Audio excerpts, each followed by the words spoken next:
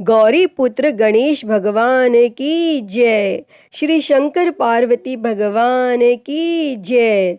श्री लक्ष्मी नारायण भगवान की जय।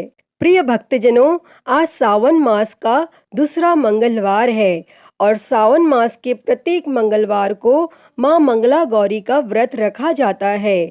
आज के दिन मंगला गौरी व्रत की कथा को सुनने से पति की लंबी आयु और संतान प्राप्ति होती है और इस व्रत को करने से माता पार्वती सदा सौभाग्यवती रहने का आशीर्वाद प्रदान करती हैं और देवी गौरी का यह व्रत मंगला गौरी के नाम से विख्यात है।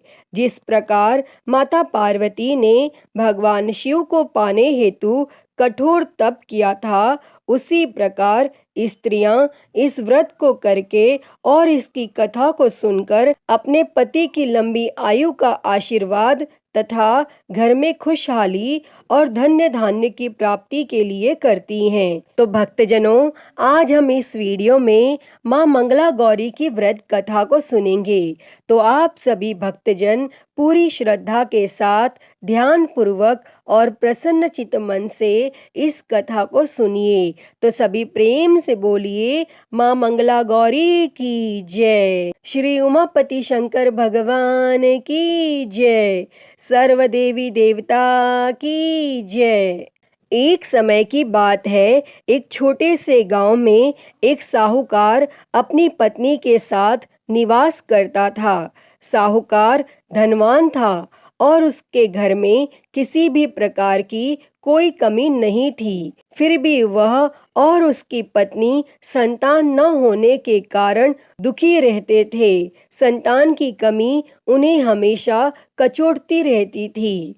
एक दिन की बात है, उस साहूकार के घर में एक साधु आए। साहूकार ने उनका आदर सत्कार किया और उन्हें अपनी समस्या के बारे में बताया। तब साधु ने साहूकार की पत्नी को सावन में मंगलवार को किए जाने वाले मंगला गौरी व्रत करने की सलाह दी और साथ में पूजा विधि के बारे में भी संपूर्ण जानकारी प्रदान की। और इसके बाद साहूकार की पत्नी ने सावन माह के पहले मंगलवार से ही गौरी मंगला का पूजन व्रत रखना शुरू कर दिया और अब वह हर मंगलवार को विधि पूर्वक व्रत और पूजा पाठ करने लगी और इस प्रकार कई महीनों तक उसने वह व्रत किया और एक दिन उसकी धर्म निष्ठा से प्रसन्न होकर माता पार्वती ने भगवान शिव से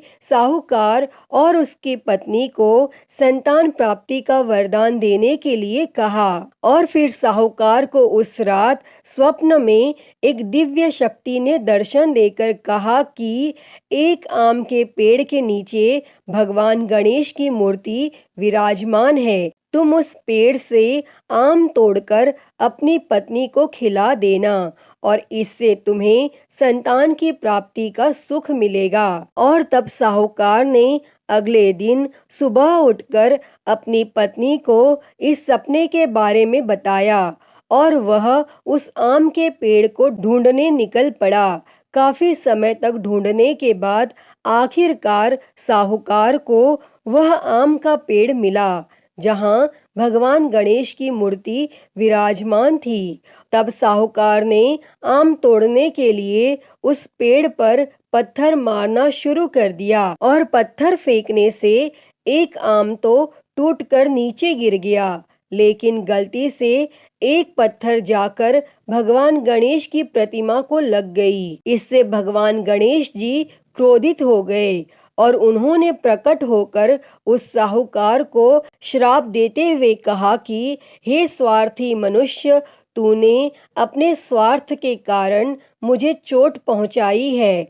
तुझे माँ पार्वती की कृपा से संतान की प्राप्ति तो होगी, लेकिन उसकी मृत्यु 21 वर्ष की आयु में ही हो जाएगी। और तब यह सुनकर साहूकार बहुत घबरा गया और वह वापस घर चला गया। तब उसने वह फल अपनी पत्नी को खिला दिया और किसी को भी इस घटना के बारे में नहीं बताया। और कुछ समय पश्चात भगवान शिव और माता पार्वती के आशीर्वाद से साहूकार और उसकी पत्नी को पुत्र की प्राप्ति हुई और इससे उन दोनों के जीवन में खुशी का ठिकाना न रहा।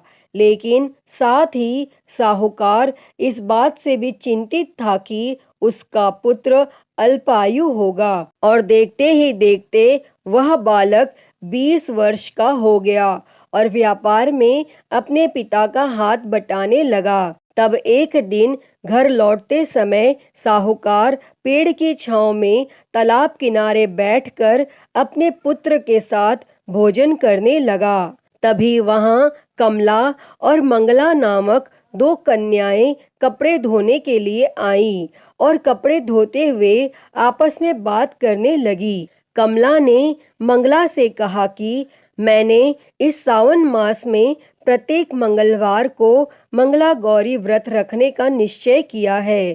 तुम भी माँ पार्वती को समर्पित यह व्रत अवश्य करना। इससे माता पार्वती प्रसन्न होती हैं और आप पर उनकी कृपा दृष्टि बनी रहती है। इसे करने से मनोवांछित वर और अखंड सौभाग्य की प्राप्ति भी होती है।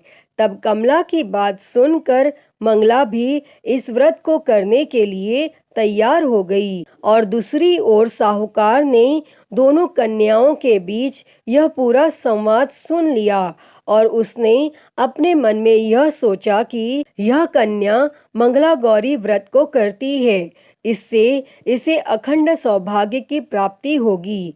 यह मेरे पुत्र के लिए एक योग्य वधू साबित होगी।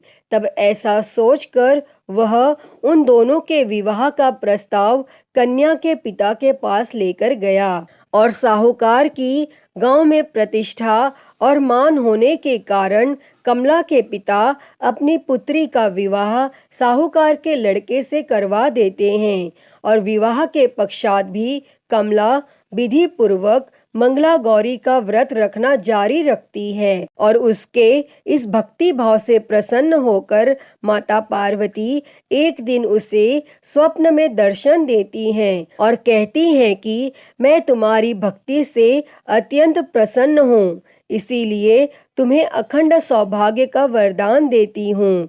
लेकिन तुम्हारा पति अल्पायु है, इसलिए अगले महीने मंगलवार के दिन एक सर्प तुम्हारे पति के प्राण लेने आएगा। तब तुम उसके लिए एक प्याले में मीठा दूध रख देना और उसके पास एक खाली मटका भी रख देना और सर्प दूध पीकर उस मटके में चला जाएगा और फिर तुम उस मटके को ऊपर से कपड़े द्वारा ढक देना।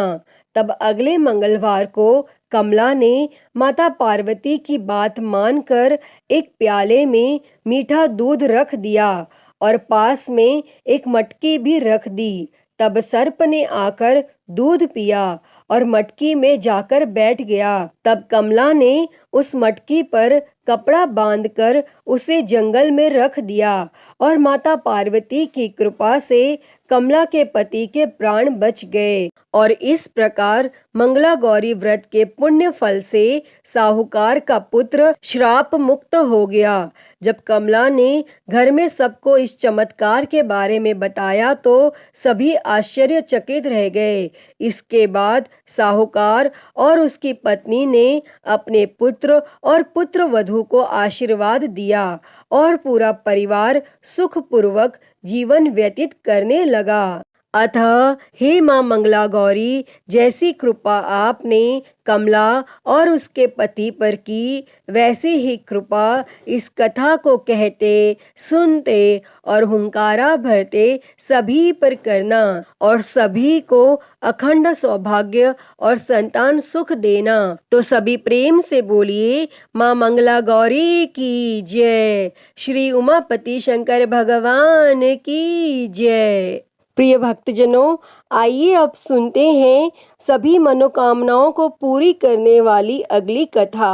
एक गांव में एक बुढ़िया माई रहती थी। बुढ़िया माई का एक बेटा था जिसका नाम भोला था। उसकी एक सुंदर पत्नी थी रूपा। भोला अपनी माँ का बहुत ख्याल रखता था। बहू भी बहुत सीधी थी, लेकिन बुढ़िया माई दिन रात बहू से झगड़ा करती रहती थी। एक दिन बुढ़िया माई ने घर आकर बताया, बहू सुन, मैं शिवजी के मंदिर से आ रही हूँ।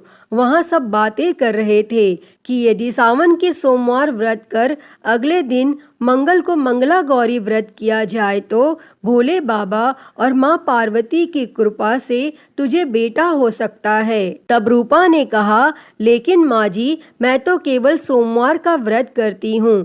ठीक है, अब आप कह रही हैं तो इस बार मैं दोनों व्रत करूंगी। लेकिन बुढ़िया माई केवल अपनी बहू को परेशान और भूखा रखने के लिए यह सब कह रही थी। और उसने आगे कहा, अरे ऐसे व्रत नहीं करना है। दोनों दिन कुएं से 7 घड़े पानी शिवलिंग पर चढ़ाना है। तब रूपा यह सुनकर परेशान हो गई और उसने कहा, माँ जी, मैंने तो यह सब करते किसी को नहीं देखा। तब यह सुनकर बुढ़िया माई को क्रोध आ गया और उसने कहा, मैं क्या झूठ बोल रही हूँ? यह केवल संतान प्राप्ति का उपाय है जो तुझे करना ही पड़ेगा। और यह सुनकर रूपा चुप हो जाती है और कुछ दिन बाद सावन शुरू हो जाता है और रूपा ने पहले सोमवार को सुबह पूजा पाठ कर व्रत शुरू किया और 7 घड़े पानी कुएं से भरकर शिवजी पर चढ़ा दिया। और कुआं मंदिर से काफी दूर था, इसीलिए उसे यह सब करने में काफी समय लग गया। और जब शाम को रूपा वापस आई तो देखा भोला बहुत गुस्से में घर के बाहर बैठा है। तब रूपा के पूछने पर उसने गुस्से में कहा, कहाँ चली गई थी? इतनी देर लगती है जल चढ़ाने में? घर में मेरी माँ भूखी बैठी है और तू घूम घूम कर पूरा गांव देख रही है। और ऐसा कहकर भोला ने उसे मारा। तब रूपा मार खाकर बिना कुछ खाए सो गई और अगले दिन उसकी सास ने कहा, बहू, आज फिर से तुझे जल चढ़ाना है। और यह सुनकर रूपा ने कहा, माँ जी, कल से मैंने कुछ खाया नहीं है और इनकी मार से मेरा पूरा शरीर दुख रहा है। आज मैं कलश कैसे उठा पाऊंगी? तब यह सुनकर बुढ़िया ने कहा, कुछ भी कर, लेकिन यह तो तुझे करना ही पड़ेगा। तब रूपा पूजा करने मंदिर में चल दी और पूजा करने के बाद वह कुएं पर आई और बड़ी मुश्किल से उसने अपना कलश भरा और वहां से चल दी। लेकिन कुछ दूर चलने पर वह गिर पड़ी और उसका मटका भी टूट गया। तब रूपा एक पेड़ के नीचे बैठकर रोने लगी। तभी वहां एक साध्वी आई। उसने कहा, बेटी, क्यों रो रही है? तब रूपा ने रोते हुए सारी बात बता दी और उसकी बात सुनकर साध्वी ने कहा, बेटी, तू एक काम कर, एक लोटा जल का ले और उसमें से 7 बार थोड़ा थोड़ा शिवलिंग पर चढ़ा देना और घर जाकर अपनी सास से कहना, मैंने जल चढ़ा दिया। और रूपा ने कहा, लेकिन यह तो झूठ होगा और मेरा मटका भी टूट गया। तब साध्वी ने कहा, ये ले लोटा, इसमें जल भरकर चढ़ा दे और इसे घर ले जाना, लेकिन छिपा कर रख देना। तब रूपा ने ऐसा ही किया और दोपहर को वह घर पहुंच गई। तब बुढ़िया माई के पूछने पर उसने वही बता दिया जो साध्वी जी ने बताया था। और फिर शाम को माँ मंगला की पूजा कर उपवास पूरा किया और इसी तरह 2 मंगला गौरी व्रत पूरे हो गए। लेकिन जब तीसरे व्रत की बारी आई तो बुढ़िया माई चुपचाप रूपा के पीछे गई और उसने सब देख लिया। और बुढ़िया माई ने घर आकर अपने बेटे को सब बता दिया और भोला ने फिर रूपा को मारने के लिए जैसे ही हाथ उठाया, माँ पार्वती प्रकट हो गईं और उन्होंने कहा, रुक जा भोला। और यह सुनकर भोला रुक गया। तब बुढ़िया माई माँ पार्वती के पैरों में गिर गईं और भोला भी माफी मांगने लगा। और माँ पार्वती ने कहा, माफी मांगनी है तो इससे मांग जो तेरे और तेरी माँ के जुल्म सहकर भी पत्नी धर्म निभा रही है। तब भोला ने रूपा से माफी मांगी और बुढ़िया माई ने कहा, बेटी मुझे माफ कर दे, तुझे परेशान करने के चक्कर में मैंने यह सब कहा था। तब रूपा ने कहा, माँ इस संसार से मेरा मन भर गया है, आप मुझे अपने साथ ले चलिए। तब माता पार्वती ने कहा, ठीक है, आज से तू मेरी कृपा से जंगल में एक आश्रम बनाकर भक्ति करेगी, लेकिन इन दोनों को सजा अवश्य मिलेगी। तब रूपा ने कहा, माँ इन्हें माफ कर दीजिए। और यह सुनकर माँ पार्वती ने कहा, आज तुम्हारी बहू के कारण तुम्हें जीवन दान मिला है, जाओ इस लोटे को रख लो, तुम्हारे परिवार में कभी अन्न धन की कमी नहीं होगी। लेकिन मैं अपनी बेटी को साथ ले जा रही हूँ। और माँ की कृपा से रूपा ने एक आश्रम बनाया, जिससे बहुत सी स्त्रियां जो घर में दुखी थीं आकर भगवान की भक्ति करने लगी। अतः हे माँ मंगला गौरी, जैसी कृपा आपने रूपा पर की, वैसी ही कृपा इस कथा को कहते, सुनते और हुंकारा भरते सभी पर करना। तो सभी प्रेम से बोलिए, माता पार्वती की जय, भगवान भोलेनाथ की जय, सर्वदेवी देवता की जय। आइए सुनते हैं अब मंगला गौरी व्रत की अगली कथा। एक समय की बात है, एक शहर में धर्मपाल नाम का एक व्यापारी रहता था। उसकी पत्नी काफी खूबसूरत थी और उसके पास काफी संपत्ति थी, लेकिन कोई संतान न होने के कारण वे दोनों अत्यंत दुखी रहा करते थे। और ईश्वर की कृपा से उनको एक पुत्र की प्राप्ति हुई, लेकिन वह अल्पायु था और उसे यह श्राप मिला था कि 16 वर्ष की उम्र में सांप के काटने से उसकी मौत हो जाएगी। और संयोग से उसकी शादी 16 वर्ष से पहले ही एक युवती से हुई, जिसकी माता मंगला गौरी व्रत किया करती थी। और परिणाम स्वरूप उसने अपनी पुत्री के लिए एक ऐसे सुखी जीवन का आशीर्वाद प्राप्त किया था, जिसके कारण वह कभी विधवा नहीं हो सकती थी। और इस वजह से धर्मपाल के पुत्र ने 100 साल की लंबी आयु प्राप्त की। और इस कारण से सभी नवविवाहित महिलाएं इस पूजा को करती हैं तथा गौरी व्रत का पालन करती है तथा अपने लिए एक लंबी, सुखी और स्थायी वैवाहिक जीवन की कामना करती हैं। और जो महिला इस मंगला गौरी व्रत का पालन नहीं कर सकती, तो उस महिला को श्री मंगला गौरी पूजा कम से कम करना ही चाहिए। और इस कथा को सुनने के पश्चात विवाहित महिला अपनी सास एवं ननद को 16 लड्डू देती हैं और इसके उपरांत वे यही प्रसाद ब्राह्मण को भी ग्रहण कराती हैं। और इस विधि को पूरा करने के बाद व्रती 16 बाती वाले दीपक से देवी की आरती करती हैं। और व्रत के दूसरे दिन बुधवार को देवी मंगला गौरी की प्रतिमा को नदी अथवा पोखर में विसर्जित किया जाता है। अंत में माँ गौरी के सामने हाथ जोड़कर अपने समस्त अपराधों के लिए एवं पूजा में हुई त्रुटियों के लिए क्षमा अवश्य मांगे। इस व्रत एवं पूजा के अनुष्ठान को परिवार की खुशी के लिए लगातार 5 वर्षों तक किया जाता है। अतः इस मंगला गौरी व्रत को नियमानुसार करने से प्रत्येक व्रती के वैवाहिक जीवन में सुख की बढ़ोतरी होती है तथा पुत्र पौत्रादि की प्राप्ति एवं पुत्र पौत्रादि का जीवन भी सुखपूर्वक व्यतीत होता है। ऐसी इस मंगला गौरी व्रत की महिमा वर्णित की जाती है। अतः हे माँ गौरी, इस कथा को कहते, सुनते और हुंकारा भरते सभी पर अपनी कृपा सदैव बनाए रखना। सभी के जीवन से कष्टों को दूर कर सभी के जीवन में सुख और समृद्धि देना। तो सभी प्रेम से बोलिए, माता पार्वती की जय, भगवान भोलेनाथ की जय, सर्वदेवी देवता की जय। प्रिय भक्तजनों, तो मैं उम्मीद करती हूँ कि आपको आज की ये कथा पसंद आई होगी और अगर वीडियो अच्छी लगी हो तो इसे लाइक करें, ज़्यादा से ज़्यादा शेयर करें और कमेंट बॉक्स में माता पार्वती की जय लिखना ना भूलें और हरि हर भक्ति चैनल को सब्सक्राइब कर नोटिफिकेशन बेल को ज़रूर ऑन कर लें। हर हर महादेव। धन्यवाद।